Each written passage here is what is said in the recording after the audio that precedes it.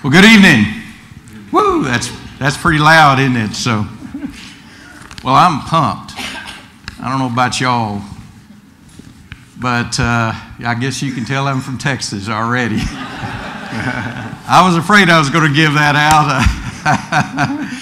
But ever since Rick called me and asked me to be here, I've been extremely excited about coming tonight and sharing with you about some of the things that we are doing in our business. And by the way, you know, people from Texas, we usually talk a little bit slow.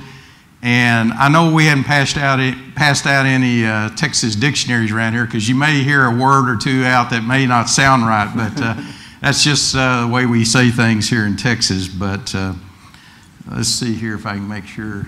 Okay, I want to talk about values-driven leadership. And just a little bit about our company. We actually started in 1938 by my father. If you look in the bottom left hand, you can probably see the guy in the front. It looks a lot like me. And but we were in the upholstery and refinishing business in the late 50s. We got into the moving business. And then in 1973, my father died of a heart attack.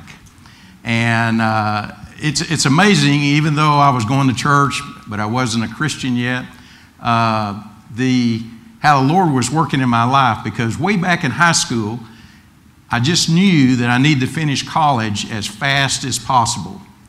And I didn't understand it at the time. And when I graduated at 20 years old. And wouldn't you know it, within 1 month later, my father died of a heart attack.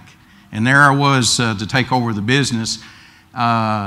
Even though I had grown up around the business, I knew a lot about all the vendors and the suppliers, the bankers, and and so forth. And I worked there. My father made me work in the business and things, so I knew a lot about the business. But it was really tough, because at that time, and it's a lot of money today, but at that time we were $70,000 in debt, and our gross income was less than $90,000, and we had 5 employees. And we have about 150 now. So it was a great experience, even though it was tough. There's basically 4 divisions of our company. 2 of them are locally, and 2 of them are we're moving people domestically and internationally. And when we're talking about domestically, we're talking about moving people from California to Illinois, from Florida to Virginia, from the state of Washington to the state of Connecticut.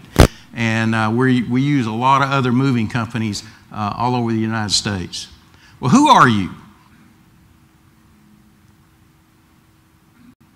Who are you? And I'm talking about bone deep. Who are you? It's a hard subject, isn't it? And it took me 2.5 years to figure out who was Bobby Albert. And we're going to talk a little bit about that here a little bit more in just a minute. This is what we call our business process. And I finally discovered that our values is what drives our company. And so leading into our purpose, which is, our values is who we are. Our purpose is why we exist. Our vision is where we're going. We have 2 super objectives in our company, to delight the customer and increase operating profits. To us, delighting the customer is more than just satisfying customer. If we just met customers' expectations, we've just satisfied them. So we want to exceed our customers' expectations. And then I'm going to share just a little bit about our ways and approaches here in just a little bit. Because not only am I talking about who you are as an individual, or who you are as a company as far as the values, but the overall culture of your organization. About the time I began to understand more clearly about who I was, our company was doing a book review, which we have done for several years. And we had just finished before this one, the book Good to Great. Many of y'all have read that, by Jim Collins. He also wrote another book called Built to Last. And it was talking about enduring great visionary companies. There's 2 things. They preserve and protect the core ideology while endlessly adapting their business strategies and operating practices to a changing world. In other words, business practices, policies and procedures, strategies, tactics, goals, those are constantly changing. But really what the bottom line is in the book is just basically two things, is preserve the core, stimulate progress. Preserve the core, stimulate progress. So core values, if you had a definition, is that they're the organization's essential enduring tenets.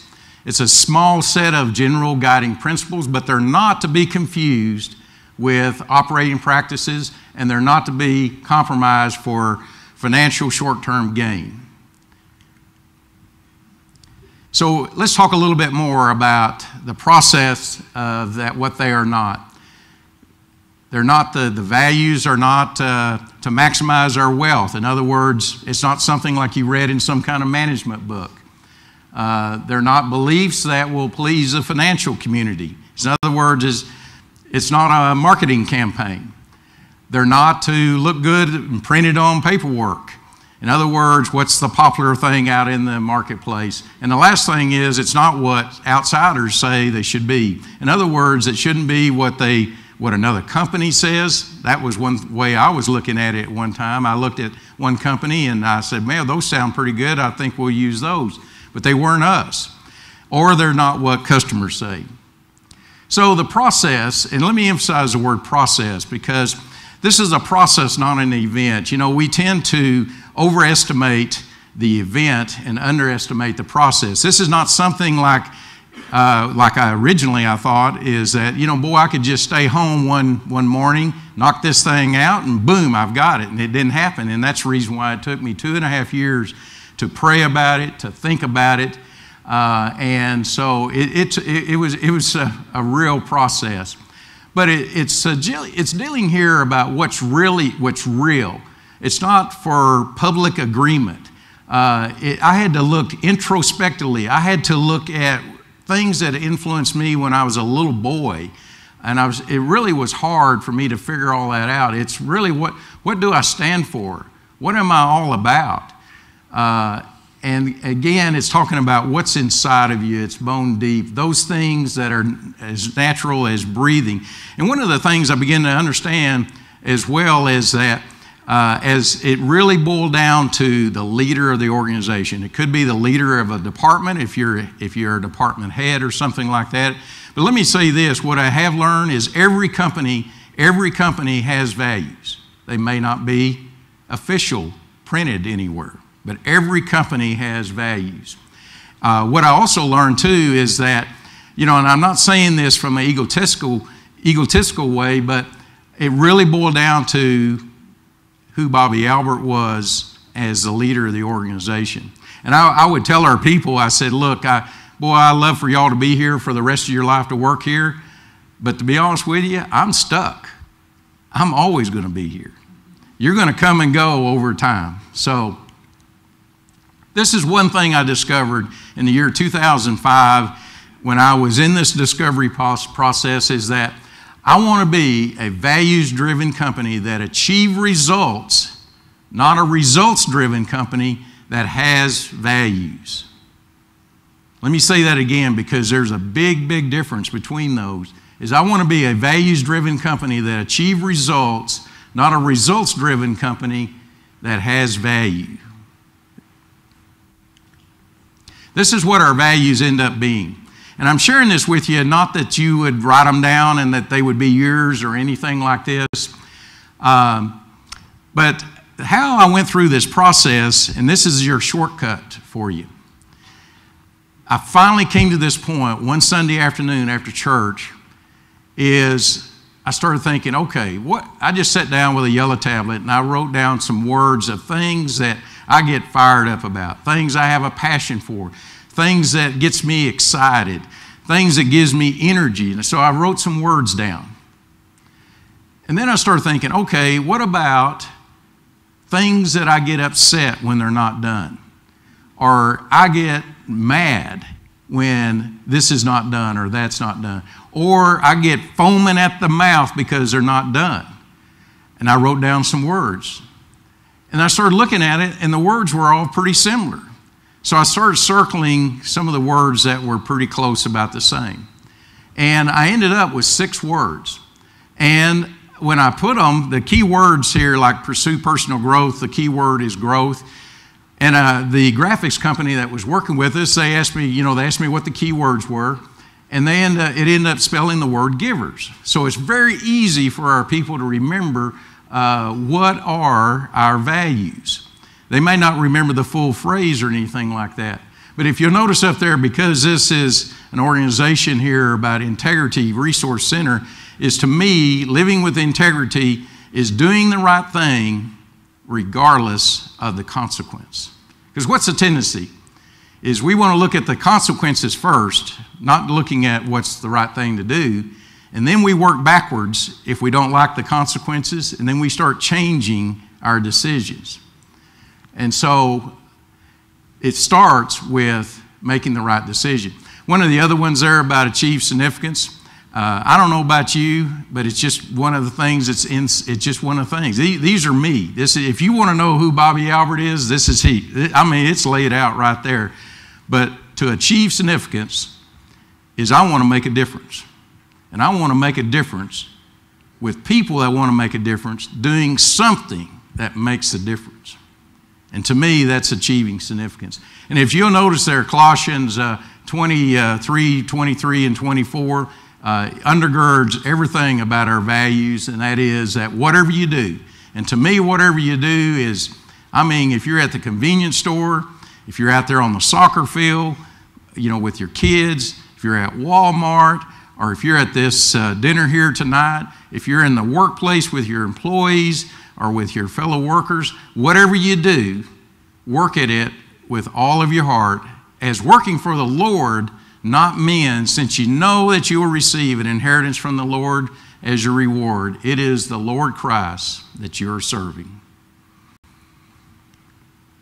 Now, after I went through that process, I started thinking, I think I'd like to try to apply this to my family. So my whole family has gone through this now. But for us, Jesus Christ is the head of our family. And when I looked at the Scripture from start to finish, I kept coming up was to demonstrate love and obedience. Love and obedience. And it just seems to be very clear to me that that's what Jesus wants from each one of us. And that's who we are. This is part of our Albert family. Then while we exist, its purpose is to glorify God. And of course, our vision is to make disciples. And our objective, is to be a family in 3D. And what we mean by that in our family is we want to make a decision. First, we want to make a decision for Christ. We want to develop. In other words, we want to go through a transformation through discipleship, worship, stewardship in our family. And then we want to develop. We want to deployment. And deployment is where we multiply ourselves, and it could be wherever it might be. It could be in the church, and for me, it's also in the workplace or marketplace, and I'll share a little bit more about that. So, for you, if I could just, as far as these values concerned, do you have a clearly stated set of core values? Could you list them? That's usually a tough question. A lot of people say, yeah, okay, I know we got this one, but a lot of people don't know what they really are. I'll tell you how we really ingrained it into our company is we shut the company down for a half a day, which we've done since 1992, and we go through a training session talking about various aspects that we want to emphasize for the next year in our company. And I shared a testimony in a particular area that of the values plus the value statement. Then we played, we played, the game Wheel of Fortune?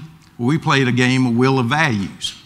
And we had everybody broken up in various tables, and each table had a little contest, and they had to try to figure out as to what was the phrase. And we'd give prizes and things like that, and then I would share a little bit more. And then we broke up into facilitation exercises where people would discuss at each table about how can we live out this particular value.